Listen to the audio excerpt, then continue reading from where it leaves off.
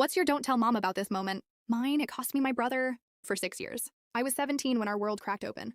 My mom was diagnosed with stage 3 breast cancer. She was everything to us, our center of gravity. But my little brother, who was 15 at the time, took it the hardest. He was always her boy, the one who knew her favorite songs, brought her breakfast in bed, stayed close even as most kids pulled away. 2 months into treatment, she wasn't doing well. She was fragile, hair gone, barely able to eat. Watching someone you love disappear slowly is unbearable. My brother was unraveling.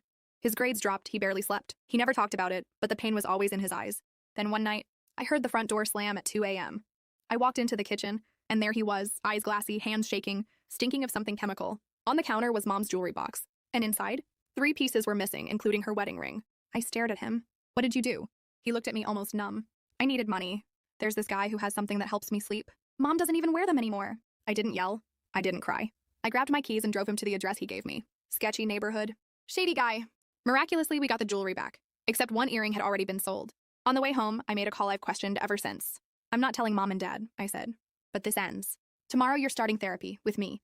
I paid for it with my college savings. Replaced the missing earring with a fake. No one noticed. Mom pulled through. Went into remission. My brother stabilized. I left for college thinking I'd made the right choice. Then 4 years later, during my graduation dinner, my brother stood to give a toast. It started off sweet, until his voice changed. What many of you don't know, he said, looking straight at me, is that during Mom's cancer treatment, my sister stole her jewelry. Silence. My heart stopped. She even replaced an earring with a fake, he said. And I've kept that secret. Until now. My dad's face went cold. Everyone looked at me like I was a stranger. After dinner, I pulled my brother aside. How could you lie like that? You know the truth. And he just stared at me. You made me your little project, he said. You fixed me. This was my way of evening the score. He blocked my number that night. And for 6 years, he kept up the lie. My parents stopped trusting me. I missed holidays, graduations, watched my family move on without me through Instagram posts. Then, last month, I got a package. Inside was the real earring. And a note.